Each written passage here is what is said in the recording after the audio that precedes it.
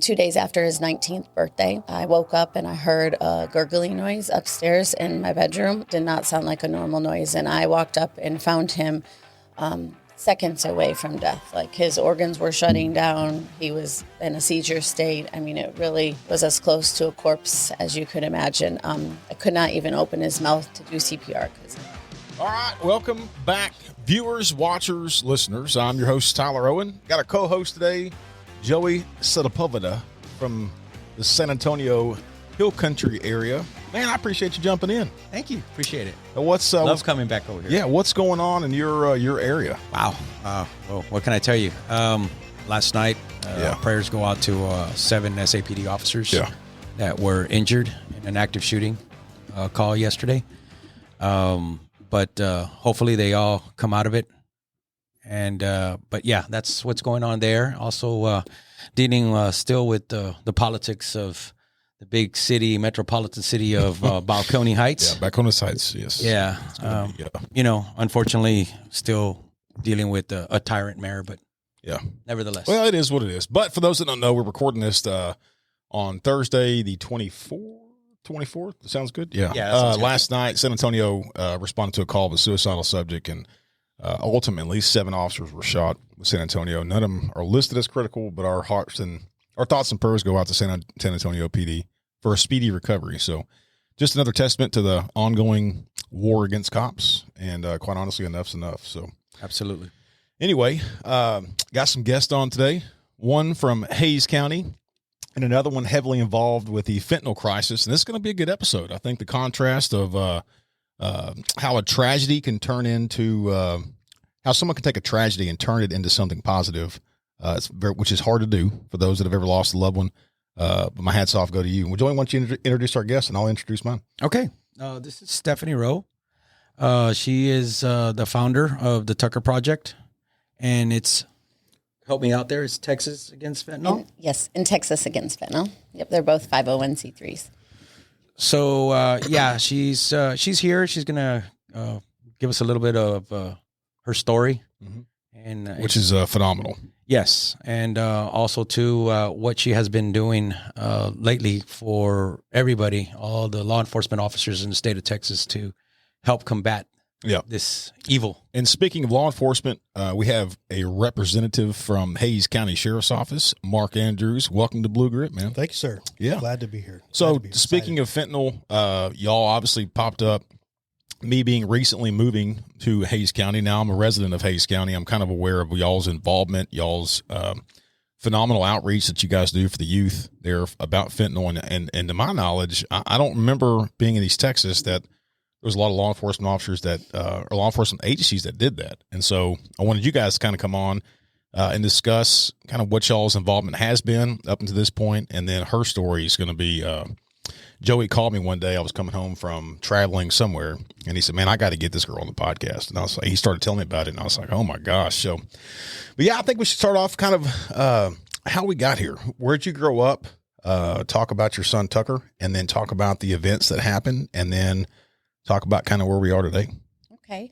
Well, I'm Stephanie Rowe, and I'm originally from Michigan. I moved to Texas in 2009 with my family. I was a mom of 4 kids. My oldest was Tucker, my firstborn and only son, and I have 3 daughters. So I was doing life here, and I guess I would say ever since I was a little girl, I always just wanted to be a mom. That was my biggest mission in life, was just wanting to be a mom. And I was the mom who read the books and did the groups and homeschooled the kids and did everything I could to keep my kids safe and raise them in a loving home and a community with family and friends around. And in 2021, my 18-year-old son, Tucker, was offered a pill at a New Year's Eve party. And if you think back in 2021, we had just came out of COVID. We were getting life back to normal, and I had never heard of illicit fentanyl. I would say that I'm a young mom. I was aware of drugs. I understand that. I understand people experimenting with drugs. I knew about cocaine and heroin, ecstasy, that's typical drugs that we all grew up learning about or people experimenting with. And I thought you were going to. No, go ahead. And so when he came home from that New Year's Eve party, he told me about a pill that he was given at the party. And I said, what was it? And he told me it was Xanax. During that time, he had a broken hand, so he was off work. And unbeknownst to me, he continued to get Xanax from a peer on social media, and those were fentanyl-laced pills. And the other component behind it that I didn't understand is social media. And, I grew up on payphones and pagers. So during that time, we're just hitting that generation of parents who did not have social media. Yeah, MySpace was probably the first kickoff. Yep, MySpace. Yep. Absolutely. Looking at it now, it's changed significantly. In fast, and it continues to change. And so we're kind of, all of us in this age group, we're on the front lines of this, where now we're having to raise children in a generation that we know nothing about. And like, we can't relate to them, and they're having to figure it out. And they're having access to things faster than we even understand. And then you talk about apps, and Snapchat kind of came when Tucker was in middle school. That was kind of coming, and really watching my kids' progression as the years change and just the evolving. My youngest now is 10, so I've been a mom for 23 years, and I've watched a lot of it. 12 years difference between my first and last, and it's definitely changing. But with Tucker's story, for 10 weeks, he's taking highly addictive pills that I have no knowledge of. And could you tell that something was off? Yeah, I noticed a change in his behavior. And, it's that season as a kid is coming out of high school. Like, everyone asks, what are you going to do when you grow up? And he's trying to figure out, what do I want to do? His friends are off at college. His dad owned a construction company, so he's working there, but really just trying to find himself. And I noticed a change, I would say, like depression, being recluse, like going to sleeping more, being more moody. We talked about it, like, what's going on. I was like, are you smoking marijuana? I was worried about him smoking dab, because I'm like, what is going on? Like, I'm trying to figure this out. And he's like, no, like, I'm just, I'm taking some Xanax. And I remember one time he came to my house and he was really sleepy. I made him breakfast and was like, go to bed. Like, you need to get some rest. Really, he could have went to bed and died that day. I did not have any knowledge of it. So many warning signs I missed. And really, a warning sign for a parent, I would say, is a change in behavior. Sometimes people say their kids start behaving. They start going to bed at a decent time. And the thing with fentanyl that we have to understand is it doesn't impact people like other drugs. It's not like, oh, they're drinking and acting silly. They take something, they go to sleep. This isn't like a party social drug. This is a downer, something that people are doing. And, now knowing what I know, they're not looking for fentanyl. They are maybe using something that has fentanyl in it before they even know the impact that it has on the body. And unlike any other drugs, fentanyl, the impact on if you look at, it's not just a brain response, it's a body response. So if someone has been regularly using and they're in withdrawals, their body is hurting. They're in flu-like symptoms, restless legs, sweating, diarrhea, vomiting, the impact of the brain, which is where if we're looking at why people use. Well, they don't usually start looking for fentanyl. People don't start like that. But people, think about, why do people drink alcohol? Why do people, have sex? Why do people do anything? It's a chemical response in the brain. And fentanyl is so strong, it impacts the brain in such a way that I didn't know any of this going into it. Didn't understand it impacts all the opioid receptors throughout our whole body, that it causes this mass amount of dopamine to flood into the brain, that it changes the chemical makeup of a brain. And if you're looking at an adolescent brain that doesn't develop before the ages of 25, so you have a prefrontal cortex, that's our ability to make decisions, that's not fully developed until they're age 25. Kids are going to make decisions, and we're supposed to learn from our mistakes. And we all have made mistakes, and we grow up and talk about it and talk about the crazy things we did as a kid that we would never do as an adult. Talk about you mentioned he was on Xanax. Was that just because as a parent and as a cop, you want to have that trust with your kids, and I think and Mark, you can chime in whenever you want to. You want to be the blanket of security for your kids, and you want them to be open. Yeah. Did y'all have that relationship where he was like, yeah, I'm doing this. I know it's wrong, but, and then you just kind of trusted his instinct? Is that what happened? Tucker and I have always been really close. And I'll say that I raised Tucker with 3 other moms, and we all had firstborn boys. And between those 4 boys, we knew more about what teenage boys were doing than us mamas wanted to know. So yes, he would tell me about a lot of things. So we had that trust and that friendship where he can tell me, and we were working through stuff. And obviously working through like, okay, well, why are we taking these anxiety pills? And he did struggle with anxiety and just really kind of figuring out, what do I want to do? And school was not, public school model was hard for him. He really is a brilliant mind, a deep thinker. And I think when you I remember meeting with a counselor with him, and they said, Stephanie, sometimes square pegs can't be put in round holes. And, Tucker was that boy who just was a deep thinker. And I think school was hard, like kind of took a lot of his gusto out of him. I don't think public schools are really made for teenage boys really well, honestly, but that's a different topic. But I will say we did walk through that journey and seeing that change in his behavior. And so I'll kind of go into the real sad part of the story was 2 days after his 19th birthday, I woke up and I heard a gurgling noise upstairs in my bedroom or in the media room. And it was early in the morning. And that did not sound like a normal noise. And I walked up and found him seconds away from death. Like his organs were shutting down. He was in a seizure state. I mean, it really was as close to a corpse as you could imagine. I could not even open his mouth to do CPR because it was like tensed up, like his organs were, it was bad. So that was where I called 911 and paramedics came and had given him Narcan. And that's when him and I were sitting in an ICU hospital room learning what illicit fentanyl was and learning that this is something 50 times stronger than heroin and you have a problem and we need to get a treatment center. And we couldn't even find a bed to take him because treatment centers were so overloaded with people. Now, mind you, this kid is insured and, has covered in insurance. Think about those who don't have families who can provide that, don't have insurance, Texas being one of the states that does not have very good coverage, especially for kids. So we did find a bed in Houston, and so he was at treatment there. And then he got out, and he said, "Mom, I'm still kind of struggling. I want to go back to another treatment." We found another treatment center for him, and he was there.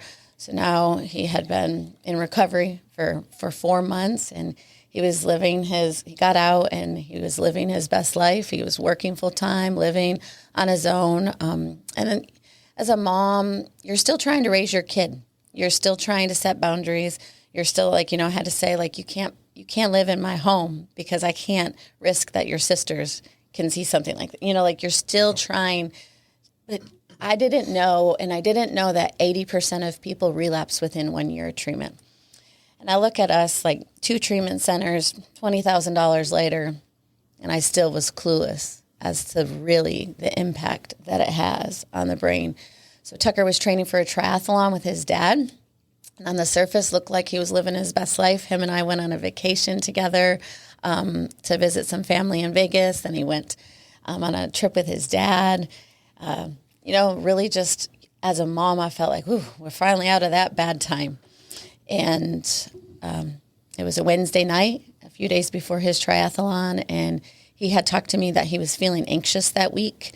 And so we were talking about some things, and I said, "How can I support you?" And he said, "I just don't think I'm eating enough." So he came over, and I loaded him up with some food. I was the last person that he hugged, the last person he saw.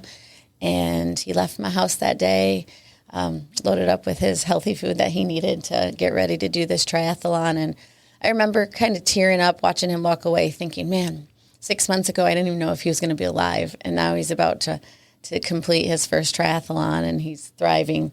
And unbeknownst to me, he had picked up a pill, and his roommate was out of town, and he hadn't been sleeping well, and he went home, and he took one more pill, and he never woke up.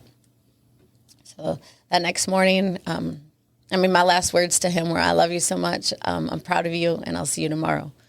And if you asked me if I would have been the parent who would have lost a child to fentanyl poisoning or to a drug, I would have told you, no way, not my kid. And when I talk to other parents, that's what they think. Because when you're raising your kids, you never think that's going to happen to my child. our job is to protect them and keep them safe and teach them about the dangers of life. And I didn't know anything about fentanyl. And then from there, I just told Tucker's story because the fentanyl crisis is really sneaky. Comes in, it muzzles people with guilt and shame, and they don't want to talk about it in judgment. People who think they understand, and they just don't know. You don't know until you're in it, and it's through stories and living authentically, telling my story and being honest about it so people can be like, wow, I can relate to that. I can be the mom who wanted to raise good kids to be successful, and now that's what I'm trying to do. So that means it could happen to me too, and it can happen to anyone. It doesn't discriminate. For the 25, 35, 45-year-old cop out there, do you think that had you reached out to law enforcement as a partner to say, this is the situation that I'm in? Because I'll be honest with you, being on the streets, sometimes we get parents that call and say, my kid's acting bad. This wasn't a situation there with you. But do you think if you'd reached out to your local police department or sheriff's office and said, I need help, do you think you would have gotten the support that you needed then? And do you think it would have made a difference? I do. Knowing what I know now, I work with Cedar Park Police a lot, and I see their heart in this matter, and they do understand it. I think people who put themselves in it to understand it better, and I'm sure you can see it differently as well. You show up with more compassion because you see how it's impacting people, and we really have to look at this crisis different than anything ever before because it is different. Fentanyl is so different, and I'm sure. Can you attest to that? Yeah. So hindsight's 2020, right? Yeah. So when this pandemic started happening in Hays County specifically, in 2022, I'd been off the streets for 6 years.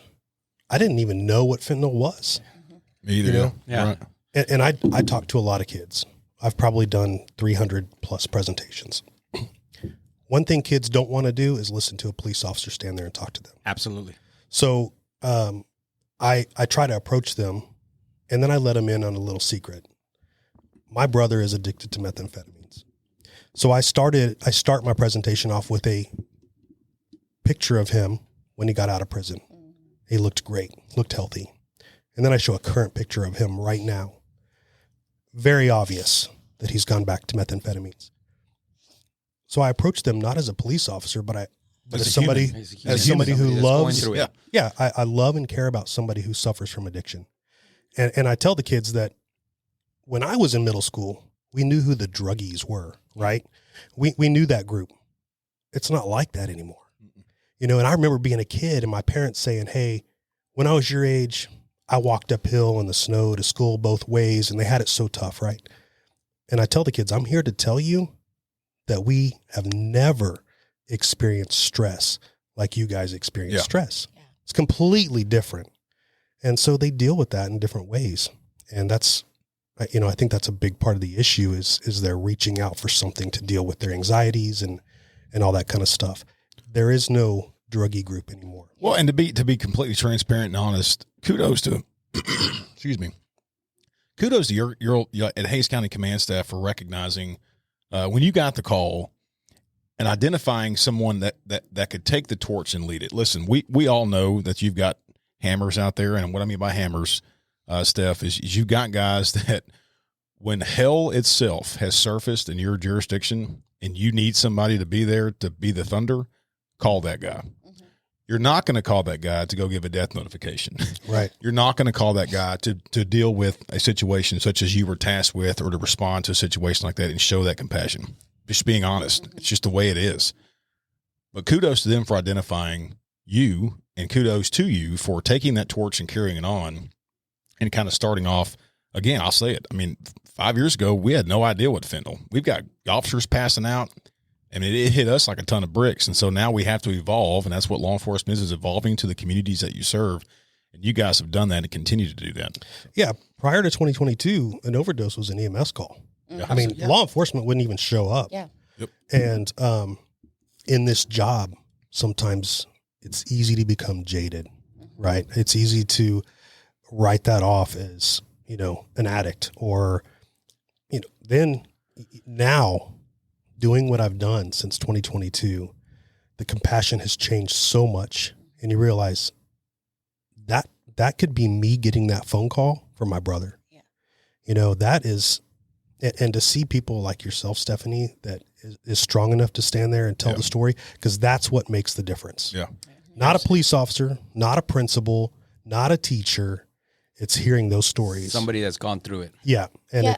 it's astounding what you guys are doing. It is interesting, the stigma behind it, but also how people's responses are. So when Tucker first passed away, now, mind you, I had been in it for 9 months from start to finish. From first time he tried a pill to his death was 9 months. And I learned a lot during that time. And after he died, I just wanted to tell people. I wanted to warn others of the dangers. And when I did that, everyone started reaching out to me, and I was like, oh shit, we're in a problem, because there's a lot of people who are struggling, who are struggling silently. No one's talking about it. And I just wanted my school to talk about it. Like, let's warn the community that there's a problem here. I talked to law enforcement. They're getting calls right and left. And our school district, Leander ISD, they didn't want to do anything. They didn't want to talk about it. They wanted to say there's no problem here. And that really made me mad. Well, pause real quick, because I think it's important to highlight this. At that moment in time, Leander ISD, I would make the argument that Leander ISD is most likely the largest, if not the second or third largest, compared to Round Rock or Georgetown in the Austin area. At that point in time, they weren't, and they were continuing to grow. Agreed? Yeah. And I think that identifying, we can't have that, Leander. Yeah. And you didn't want people to move in there. Mm-hmm. And so kudos to you for going, time out, this is bullshit, and we're going to call bullshit when it needs to be called out, and then taking the fight. And then I'm on the front lines. I'm talking to law enforcement, and we're seeing what's happening in our community. So now law enforcement's also kind of like, hey, Leander, we do have a problem here. Students are dying, and they continue to die. And when a school's ego is bigger than the safety of my child, I have a problem. Yeah.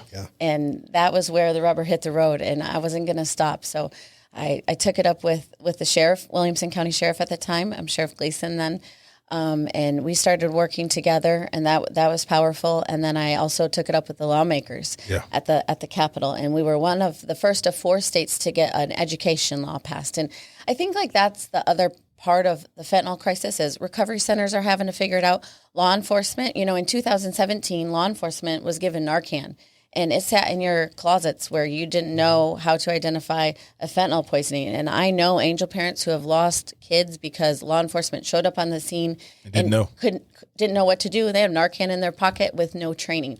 And that's where the state has failed us, because you're not getting the training on the front lines. And the more I started working, and then I was getting invited to talk to law enforcement, I always thought, like, why am I talking to law enforcement? Certainly you guys know more, and no offense, but you don't, because you weren't given the training. Like, how can you possibly understand that? How can you really realize what's going on if you're not given that? And that's a broken system, if you ask me. I could tell you a lot of departments in my area when I was still active is, everybody, Narcan was given to for free, right? But like you said, it'd be in a closet and like, well, what is that? Oh, that's Narcan. Well, when are we going to get that issued? Oh, well, we're going to get training. But nobody ever went to that point of, hey, you know what? We got this. We're going to train next week. Well, even more on top of that, in the police academy, I think we all can agree, we go through CPR training. Yeah. I can count on a handful of times how many times I've actually administered CPR. We've never had Narcan training. Nope. Mm-hmm. But we deal with addicts and people who deal with drugs every single day. Yeah. And that's the contrast that I'm trying to like, okay, well, there's a significant problem here. But it kind of goes back to the mental health crisis, which is this whole separate topic. Now, it's not, we in law enforcement have not done a good job of communicating to state lawmakers. These are problems. And I think that's where Tmpa and other organizations kind of come in, and we've done a better job over the last 15, 20 years of kind of communicating that to them. But training, we're always going to be for training. Always going to be for training. So, and that's my commitment to y'all is that's what my mission and my heartbeat is, working hand in hand with you guys and being at the Capitol to represent and saying, okay, what does this look like? Where can we help you? What needs what laws need to change? And so we did get the education law, House Bill 3908, Tucker's law, passed in Texas, requiring fentanyl education for students. But that was, once again, the same thing that happened with y'all with Narcan. That's what happened with the education. It was an unfunded mandate. Schools are in a deficit, so they weren't able to bring in. So you get the law passed, but then what's next? How do we support the schools? And that's where the Tucker Project was birthed from, of let's get curriculum, let's train the teachers, because the same thing, teachers, how can they teach about fentanyl? They don't know. The only people who know are the people on the front lines of this, and we have to start using our voices. And when I first started telling Tucker's story, a lot of people's story, or what parents were willing to say, was they took a pill one time and they didn't know. And that sounds much more sexy. You have a little more compassion when you're like, poor kid, he didn't know. But then when you find out, wait, he did know and he took it anyways, then it's kind of like, well, that's his bad, stupid kid. Like, stupid choices, stupid consequences. That's where the compassion has to change. And we have to understand the drug a little bit better. And then we can show up a little bit better in the world and have to start living more authentic. You had mentioned something off camera about egos and jurisdictionals not communicating. Speaking of egos, we're fortunate in Hays County. Y'all do a really good job of communicating with Kyle, Buda, San Marcos PD. Talk about your experience with the defining line of jurisdictions and not communicating the overdoses. Well, in Hays County, schools did a really good job allowing you guys the opportunity to come in. And that's the difference between what we're dealing with in Williamson County. Our schools are not letting anyone in. Not me, not law enforcement. They are not open. Do they teach the sex ed? I don't know. Yeah, they do. They teach sex ed, but we're not going to talk about the fentanyl crisis. You know what I'm saying? I think Hays County did a good job because they lost 5 students in a matter of a few weeks over the summer of 2022. At that point, how can you not? But obviously, Leander was losing students too, and they just weren't talking about it. Maybe so. Yeah. Talk about that, because that's what kicked off the Sheriff Cutler at the time, identifying a need that his people needed to be educated on this and teach people. Yeah. So that summer happened, 2022. I'm doing my outreach stuff, Citizens Academy, Junior Deputy Academy, all the fun stuff, right? And Sheriff Cutler called myself up and said, we've lost 5 students. We have got to do something. Yeah. So you go learn everything you can possibly learn about fentanyl and tell as many people as you can. That became my job. Mm-hmm. And we had a joint press conference with Kyle and Buda Police Department. We'd made a recent arrest, and that's that's not common for law enforcement to do with a drug overdose either. No, and that's like I said before, it was just an EMS call, and now immediately we're taking phones. We're doing, we kind of know more about what it might be, but we started with that press conference. I met with another mother that lost her son, and Janelle Rodriguez with the Forever 15 Project, and we travel around and tell everything we can. I'm a layperson. Like, I don't know much about it. All I know is to go tell people the facts about fentanyl. And this is what it is. And talk about, family issues. And I'm a parent. I have 2 daughters that I'm not so good to say that it couldn't happen to me. It can. Mm-hmm. And I'm scared to death as a dad, as a parent. And we don't get owner's manuals when we have children. No. Like you learn all this on your own. And you were talking about the change of, showing signs of depression or something. Yeah. A lot of parents, that's easy to chalk up to puberty, or it's, their lifestyle changes or whatever. Bullying or, And being able to pay attention to that and understand that, okay, well, that's not normal. You don't know that, until you know that. Yeah. So parenting is very difficult. Yeah. Can I kind of explain a little bit of like how I got into learning about the drug dealers? Yeah. I think this is I've not gone into detail with this, but it's different talking to law enforcement because you guys understand this. But kind of backstory, I didn't tell you guys this part off camera, but Tucker's First Treatment Center, he wouldn't tell me I want to know, who'd you get the pill from? Like, who's giving you these pills? Yeah, crazy mama doesn't find out. He's afraid you're going to get on them. And I was working with law enforcement. They wanted to know. I'm like, I'm trying to figure it out. But I will say what I did was like, no, I'm not going to give you my kid's phone. It feels a little weird. I don't want him in trouble, right? Like, and this is just being real. So I live right on the edge of Leander and Cedar Park. My front yard's in Leander, my backyard's in Cedar Park. So really, I'm right in the middle of Williamson and Travis County, or right on the edge of the line there. Yeah. But I will say, so this was March 13th of 2021, and my dates, I'm not going to go into details, but that was the first time Tucker had a fentanyl poisoning when I called 911, and Leander PD showed up. Well, fast forward, he goes to the hospital. I'm trying to get who's selling you these pills. Well, 2 weeks after, Tucker's in treatment, and he calls me, and he said, Mom, I don't want to tell you who was giving me those pills, but he's really messed up. He's posting these pills he's selling on social media, and then he's at his friend's funeral, and he said, rest in peace. And the very next picture are the pills he has for sale. So I told him he's advertising his pills for something they're not, and they're killing people, and it almost killed me. So Tucker had that, dude, yeah. You told me there was Xanax, they're not Xanax, and now you're at a friend's funeral. I almost died 2 weeks ago, and this is really messed up. And so he said, I'll tell you his Snapchat. And I was like, call Leander. This is his Snapchat. This is what my son said. Well, what I didn't realize is the kid who died. So fast forward to June, and I see a lady do a news story. And Becky Stewart, she did a news story talking about her son's death in March.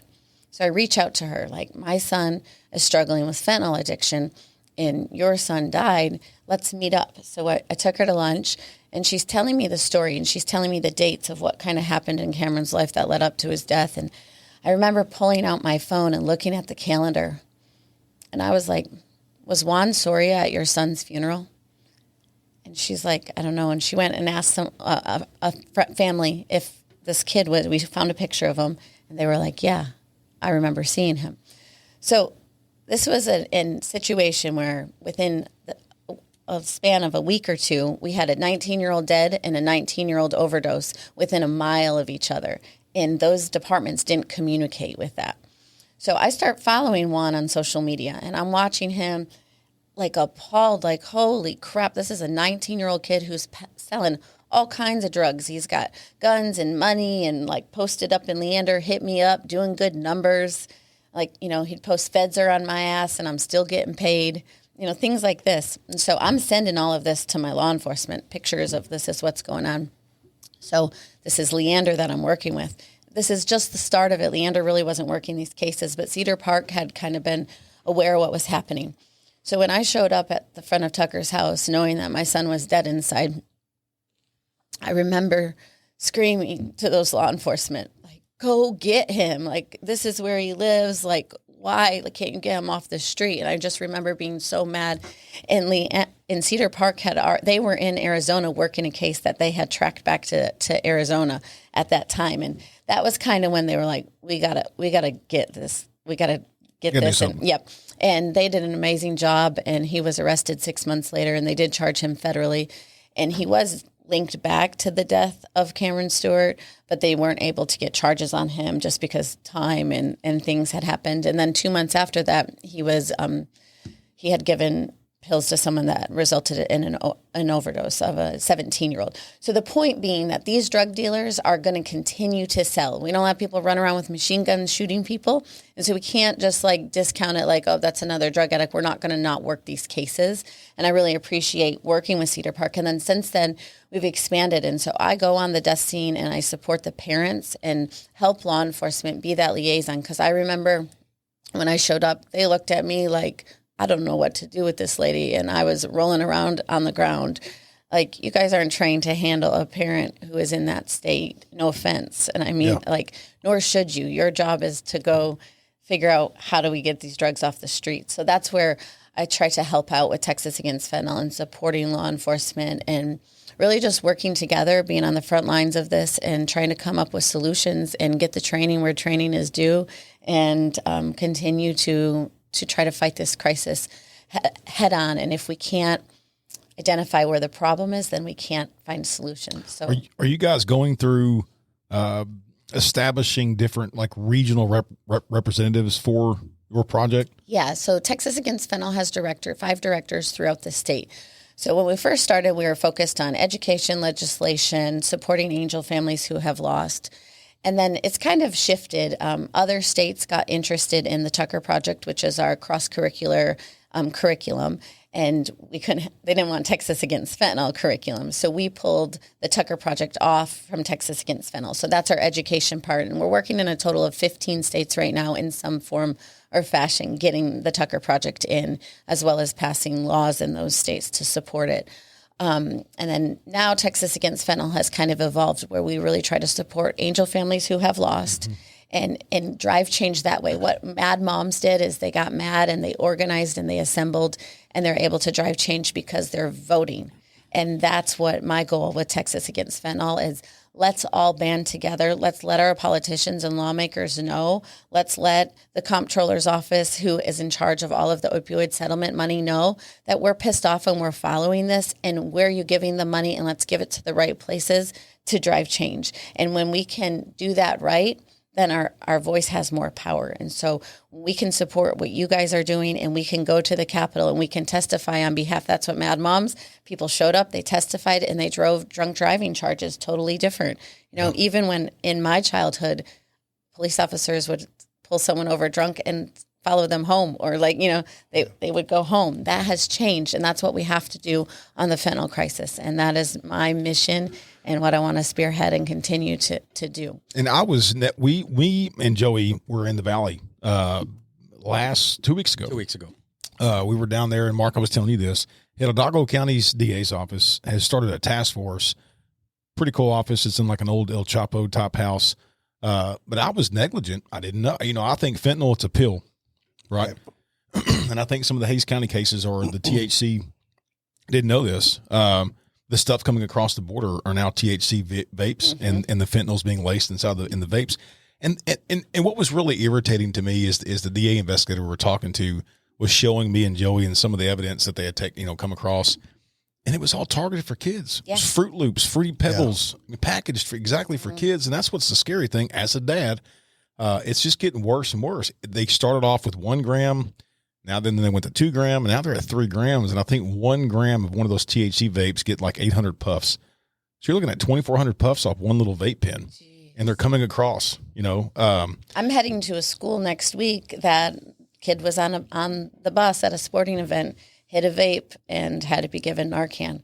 That's the reality of This is what's happening. And I'll be honest, when I was on the street, I didn't really fool with the THC vape pens.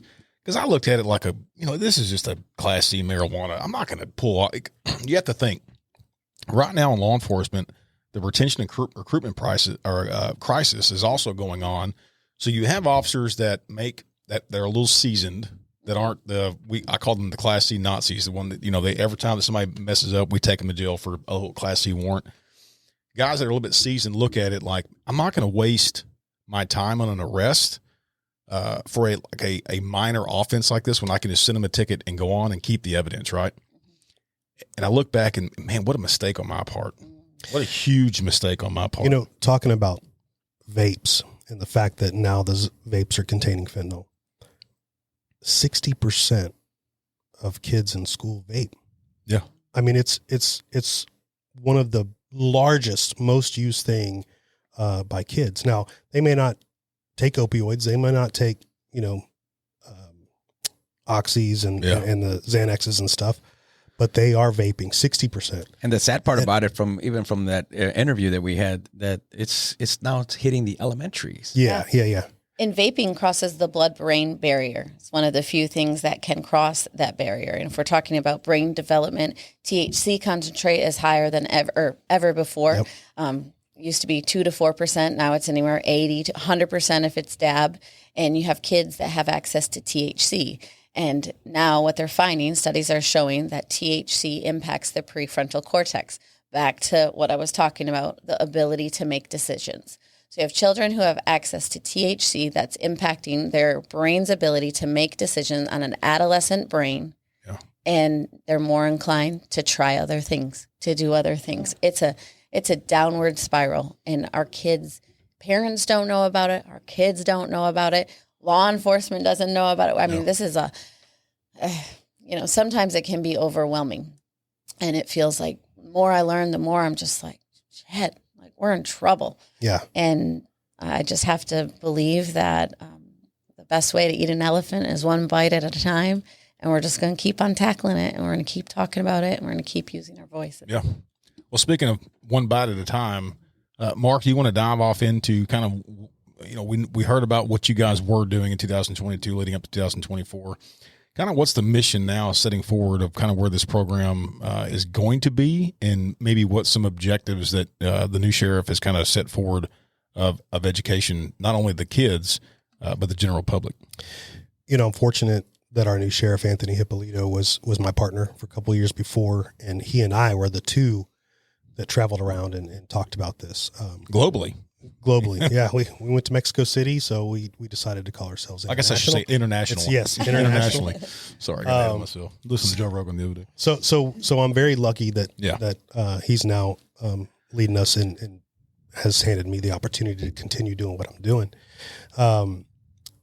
We kind of have a two-prong approach, right? One part of that is education. The other part is enforcement, because you can't let either one of them go. So I really don't have any idea what our enforcement side does. I don't want to cross the two, right? I specifically stay on education. That's my forte is to talk to kids and share my family history and have Janelle share hers or whoever I'm with. And that's what I want to keep doing. Obviously, Hays County is my priority. That's who pays my paycheck, but we haven't said no to anybody yet. And I got involved with Tall Cop Says Stop. So if you know those guys, we get to speak at their conferences and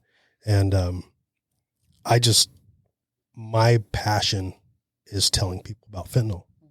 I love to do that more than anything. It's my favorite job I've ever had in my life, and it's not a fun topic. Yeah. But it's an ugly topic. It's an ugly topic. But when we finish a presentation and there is a line of kids to talk to an angel parent or somebody who's been through that, it is eye-opening. It's mind-blowing because the kids are not talking to anyone else other than their peers. Yeah. They're not telling their parents. They're not telling a counselor. They're telling each other. Yeah. And, a big thing I want to mention before we get too far, you mentioned social media. When I do parent presentations, I tell them that if you pay your kid's cell phone bill, that is not your kid's cell phone. That's your cell phone. And if you knew things like Telegram are out there, Signal, what they're doing on Signal and Roblox and Snapchat, I can open Telegram right now and find anything you want to find within 4 minutes from here. Delivered. Instantly. Yep. And if parents saw that, it would blow your mind. So if your child has a cell phone, 100% of everything illegal is bought and sold through social media. Yep. Yeah. All of it. And if your kids have a cell phone, you need to know what's on it and how they communicate. And I think that's so important. So we're going to keep doing what we've been doing. Our enforcement's going to keep doing their enforcement. We've got a couple manslaughter charges through the DA's office now, some homicide charges. So I'm sure our enforcement's great. They're going to keep doing it. And I'm going to keep educating as much as I'm allowed to do it. And that's what's so frustrating is that, back to your point about, I guarantee you that Leander or Cedar Park, they probably knew who the drug dealer was. It's just building that case. And I listen, I get it. I'm a cop, but now I'm a private citizen. So I get the fact that we have civil rights that obviously law enforcement can't violate. But it just seems like the more red tape that lawmakers in DC and Texas, the more red tape that they put on securing a search warrant and the parameters because of mistakes that have been made in the past, it prolongs our ability to have that enforcement to save lives. So it's frustrating. If there is something that you guys see that you're dealing with that can help you work better, a law that needs change, I encourage you to please reach out. We have a political consultant that we work with Texas Against Fentanyl, Jennifer Stevens. She's our educational political consultant. She's a lobbyist, and we're committed to driving change. And one of the laws, when House Bill 4, the murder law, got passed, the only thing listed in that is fentanyl. And so one of our missions this legislative session is we need to add in cocaine and meth, because having these cases where parents are lost their child and maybe it doesn't come back fentanyl, it's cocaine or it's meth, and the parent is like, so that's a murder charge, right? No, it's not, because it's not fentanyl. So we have to kind of like, the bill needs to be cleaned up a little bit. We have some bills, and then House Bill 1319, the OD mapping bill. If law enforcement doesn't sign up to do that, then we can't track that. And that's true. Like that's a good resource. Yeah. Yeah. So we work with a lot of people on a lot of laws. This is a personal question, but I think it's important for the listener or viewer out there to hear your response to it. Do you think that if by chance law enforcement would have come across Tucker before his death and been in possession of the Xanax, and enforcement been taken against him legally, do you think that it would have changed the outcome, or do you think it would have spiraled him more downward into the downward path? I have thought about that, and I would say that the legal system, if you're looking at jail and support and mental health, all of that, and then not understanding fentanyl addiction, I don't know that would have saved him. That's just the reality of it. We have to support after. And if we can't fully understand what that addiction looks like, what's that community? I work with Dan Hobson with Rise Recovery. And one thing that they do so well is having a support of those who are in active recovery, working together and supporting each other. But you know what? The network that doesn't have groups of people are teenagers. Teenagers don't have that support of how do we find that peer-based group where we can grow together. And when you were talking about the responses at schools and the lines of people around, so when I end my presentation, I always tell them I'll be at the door, like I give fist bumps, high fives, hugs, whatever you want. And they're all hugging me, like they're talking. And so many kids are saying, I lost my parent. I know my uncle died. I lost my brother. I got a message. This little girl found me, and she said, I haven't talked to my aunt in 5 years because she was a drug addict. And after talking to you, I reached out to her today, and she said she's trying to get help. This was a family who quit talking to a family member for 5 years because of her drug use. Hey, listen, we're cops. We're guilty of it too. Yeah. I'm guilty of it. And I think moving down to Hays County and being in Wimberley from East Texas, I think it was just it's an eye-opening experience when you take off the badge, because you look at all the missed opportunities that you had.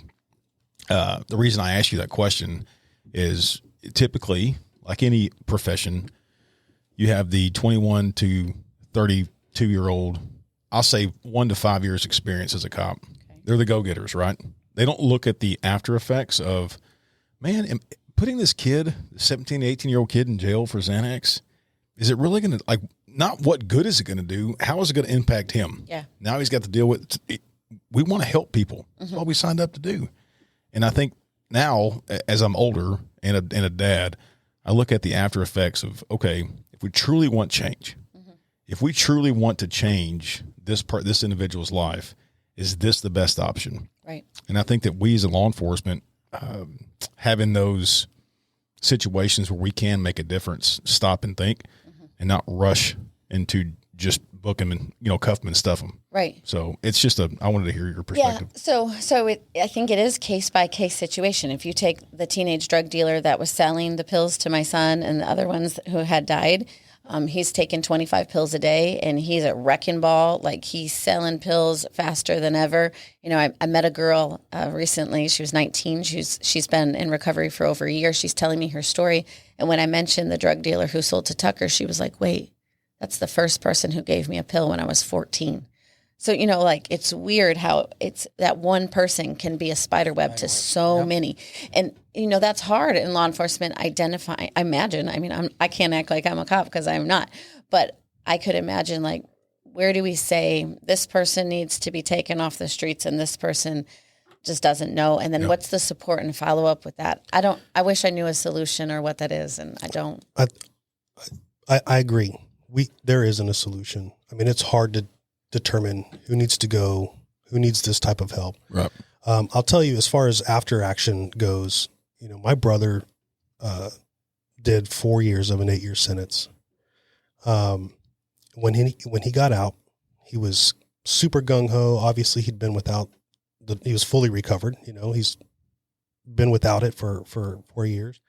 But it was his friend group. Mm-hmm. Yeah. You know, he called his old buddies and he's like, I would tell him, you can't talk to them. Mm-hmm. They're fine. They're changed. They're doing this and they're doing that. And it was instant, just instant going back to that his peer group.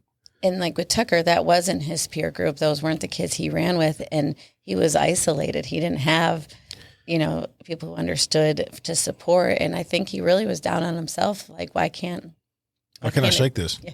Yeah. Yeah. And that just goes to show that there's not answers. I mean, my brother is older, he's in our age group. So easy. Whoa. Yeah, I know. I'm getting up there. The gray hairs are poking out. Group. Yeah. But our teenagers, like I said, they're not in the druggie group. Right. No. That's not the peer group. I mean, these kids are smart. They are, they're bookworms. They're, getting good grades. They're athletes. They're all of these things that it's a loss for answers. I'm going to speak on behalf of all of our angel families with Texas Against Fentanyl. So many of us have almost the same kid. When you listen to them describe their kid, they say they love nature. They loved others. They were super empathetic. They, it's wild. And I'm like, man, we all have these like brilliant, they're super smart. You hear that a lot. They're really smart. And some of the most smartest, wildest people who have the most brilliant ideas are people who do struggle. It is true. But I'm like, man, you see all these bright lights in this world that are taken out. I was just in Washington, D.C. for the inauguration, and I went to the DEA museum. And it's just lined with faces where you have to type in your kid's name on a computer screen, and they'll tell you wall 8, line, like row B, line 2. Like this is you're finding your kid on a wall that there's so many people that you have to type in on a computer screen to even find them. And now there's not enough room for them to be displayed anymore. To think that we lose a whole, and these are some stats that people, I don't know if you don't know, you need to know, but every single week in America since 2021, I believe, might have been 2022, we're losing a whole classroom of adolescents ages 14 to 18. That's comparable to a Uvalde school shooting happening every single week in America. And go back to what I said about 80% of people relapsing. What about that statistic? How many more kids are using that? Maybe they drop out of school. Maybe, they die like Tucker right the year after he gets out of school. But it goes back to that stigma of I'll speak on personal experience. We had a situation in the little community that I live in where a young man made the comment about, and I'm talking about society, I'm not talking about law enforcement. He made a comment about a firearm at the local school. Of course, the school district had to do their part to protect, other students. But there were some parents within our little football group that were going to turn their back on this kid. And I say that for this reason. It made me stop and think like, man, they're kids. They don't realize the seriousness of some things they say. Imagine they don't imagine the seriousness of taking a pill, right? Yeah. And so they were going to kick him out of this football program. And I was like, guys, if you kick him out of the football program, you're taking his everything, right? And so it made me stop and think and go, wait a minute, there's a better way to handle this. And that was his support, his teammates. Even some of his teammates were going to turn their back on him. And so it just made me stop and realize, man, you can't be so judgmental so quickly. And so, they say you get wiser with age, and I guess it's somewhat true. It is true. I love your empathy. That's a really good skill. It's a gift, I think. And I think we all need to lean in with a little more grace and empathy and understand each other. And when we do that, we can show up better for one another. Well, that's what this world needs, a little more grace. Yeah, so for Sure. Did we hit everything? I think so. I mean, we're all going to keep doing what we're doing, right? Yeah. I think a big takeaway from this is especially for those younger officers that, come out and their goal is to kick ass and take names, right? We all were there. It's just to slow down a little bit. Yeah. Have a little compassion and understand that these kids may not necessarily be your trouble causer. They just need a little help, a little hand up. That's right. just having that compassion for our communities. I think that'll go a long way with some of the stigma that law enforcement has, or we've suffered over the last couple of years, is being a little bit more compassionate. So I also think that some of this, I mean, this is great information for me. Me and Tyler, we're not active anymore. We're not on the streets, but we get to talk to law enforcement all across the state. Is the other thing too is like a young officer, they want to go to the schools, all the cool classes, right? The firearms and this and the tactics and roll around and, do kung fu and the whole 9 yards. And, but I think this is for everybody out there, even for, legislation or lawmakers and people that are out there, is we need to have a little bit more education and training on stuff like this. Because if you start off the officer by training them in their first beginning of their career, then they can become what you are now, not taking 15, 20 years down the road to become. I think it's coming. I think we're, as police academies go, they're evolving, right? Yeah. So when I was in the academy, we didn't have to take a mental health class. No. But it's required now. We didn't have to take, hearing impaired class or whatever it was. So it's headed in the right direction. It's evolving. I mean, I remember when the police academy was 160 hours to get TCOL certified, and now we're up to, I don't know, 800 something or something. Almost 9. Yeah. So we're headed that direction. But when you're in the police academy, all that stuff is mandatory. Right. Like it kind of takes away from what you're learning. I think offering classes and getting our officers in these classes, and making it something they want to hear and understand is an obstacle. And I do that. I do work with officers, and we do TCOL trainings where I'm a part of that and share my story and stuff. So anyone who is interested in that, happy to reach out. I spoke at the Tmpa banquet in Galveston in August, and I had some law enforcement connects. So we're working in schools with law enforcement there, where we bring in the angel families and get that partnership going. So that's really kind of what we've done with Texas Against Fentanyl, is try to buddy up with law enforcement and leverage that and bring in what you guys are doing and the personal stories in that area, in that community. Because Tucker's story in Leander is much more powerful than in Georgia. In Georgia, sure. I want a Georgia angel family who's going to go in. With the Tucker Project, we're running through the Texas Education Agency, a pilot right now in Texas, and that's been going good. So we're excited about that. So we're gonna put all your information on the podcast when this is pushed out for people that need help. We'll put your email address. I know that you're a busy man too with all the stuff you do across Hays County. So I can't thank y'all enough for coming in. I hope that this has been beneficial for y'all. I know it's been damn sure beneficial for me and Joey, and I hope the viewer and listener enjoys this episode. It's going to be great. Well, awesome. Thank you for having me and giving me an opportunity to work with you guys and continue to save lives. Absolutely. Yeah, thank you so much. I'd love to come back. Yeah, man. You got an open seat, Mark. Let's keep talking. Anytime you want. Yeah. Are you willing to come back? Yeah. Listen, we weren't that bad. We always end each podcast show with 3 rapid fire questions. And since you haven't watched the show, I'm kind of glad that you didn't, because you can't cheat. Yeah. So, what's your favorite cop car? What's your favorite cop movie? And what's your favorite drink of choice whenever you're off the clock? And I know you've never driven a cop car, but what's your favorite cop car that you like seeing go down the highway? I don't know. We'll start with you. So you don't know, your favorite cop car ever. It could be a Corvette, Mustang, Crown Vic, Lamborghini. Lamborghini? You like that? California. What's your favorite cop movie you've ever watched? Or a line from a cop movie?